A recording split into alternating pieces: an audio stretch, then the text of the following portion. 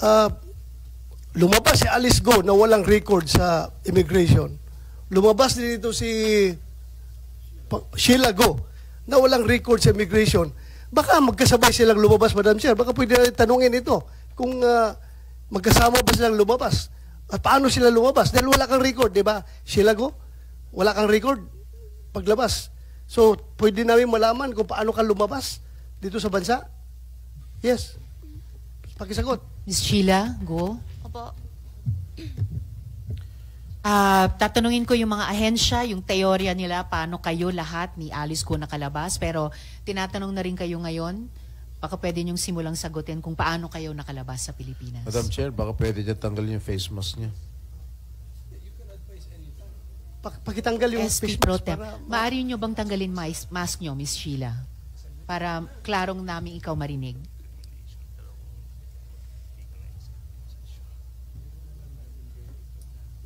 Briefly lang muna po kasi pagkatapos ng unang sagot nyo, tatanungin muna namin yung mga ahensya. So, yung pinaka-sagot ninyo, paano ba kayo nakalabas sa Pilipinas? Pwede mo pakitanggal sila. Mababait naman kami lahat dito. Huwag ka mag-alala. Sige, paano ka lumabas? Sakay po kami ng boat. Ha? Ano po? Sasakay kami ng boat sa dagat. Boat? Sumakay kayo ng boat sa Saan? dagat. Saan kayo galing? Saan kayo sumakay? Hindi ko alam yung lugar. Pero dito lang sa Metro Opo. Manila, Luzon? Siguro. O pumunta kayo Mindanao? Mindanao. O doon kayo sumakay? Saan po yung Mindanao? Hindi ko alam. Hindi. Galing ka dito Manila. Paano kayo sumakay ng boat? Sumakay muna kayo ng eroplano o bus bago kayo sumakay ng boat? O Wala po. tell us the details. Dito Anyway, lang. establish naman talaga na hindi kayo dumaan sa immigration. Wala kayong immigration records. Pakishare na lang sa amin paano kayo lumabas para makorek namin yung mga Opo. mga sistema na yan. Dito lang po kasi galing kami sa bahay. Tapos Bahay. may sunto sa amin na isang sasakyan. Saan kayo Diretso dinala? Anong klaseng sasakyan? Van. Van. And then, saan nga kayo dinala? Hindi ko alam kung sa yung lugar. Siguro biyahe kami ng ilan oras. Hindi ko Mga ilang masabi. oras? Hindi ko matantaas yung matagal din. Araw kayong umalis, then gabi kayo dumating doon? Or araw Ah, kayong umalis, araw din dumating? Halos tapos ng dinner. Pero umalis kayo ng Manila, araw pa? Gabi. Gabi rin. So, umalis kayo ng gabi, and then dumating kayo doon. Hating gabi. So, isang buong araw kayo Hindi bumiyahe? po. Hindi siya isang buo araw. Kung siguro outer dinner, 7:08. Tapos ang lating namin hating gabi na po. So mga 5 hours by van. Sig- Tapos anong, Hindi ko sure kung tama pa kasi hindi ko maano sa oras po. Madam Chair. tapos just one more follow-up and then before SP Pro Tem. Anong klaseng boat yung sabi niyong boat na sinakyan niyo? Yung maliit na puti. Maliit na puti. SP Pro Tem? Sino yung driver na sumundo sa'yo? Hindi ko kilala. Pati plate number na sasakyan, di mo alam. Hindi po. Ilan kayo ron sa van? Po, Ilan, Ilan kayo daw sa kayo van? sa van? tatlo po. Tatlo. Sino-sino? Kaming tatlo. Sino? Sinong tatlo? Si Alice tsaka si Wesley po. That, sabay pala kayo ni Alice, lumayas. Sabay kayo ni Alice, lumayas dito sa Pilipinas. Opo. Oh. At O, yun yung pagbiyahe nyo ni na Alice para umalis sa Pilipinas na bumiyahe kayo mga 5 oras, dumating ba kayo sa Pangasinan? Hindi po. Alam ko Pangasinan hindi. Hindi Pangasinan ang inabot nyo. Kasi ano siya eh, Manila, tapos lampas pa eh. Hindi ko alam yung lugar. Lagpas kasi pa hindi ako ng kabisado. Pangasinan. Maybe Bataan? Hindi po. Papunta Manila po. Madam Sir, ilang oras kayo sa barko? Yung biyahe niyong barko? Diretso kayo Malaysia? From Hindi po. Pilipinas? Saan? May palit. Ha? May palit yung mas malaki pa. Ilang oras kayo nung maliit na barko bago kayo lumipat sa malaking barko? Matagal din. Ilang oras? Ilang nga? oras nga? Siguro hating gabi kaming sakay tapos halos umaga na. Umaga na. Tapos yung malaking barko, Pero hindi pa masyalo kita yung yung malaking barko ano siya?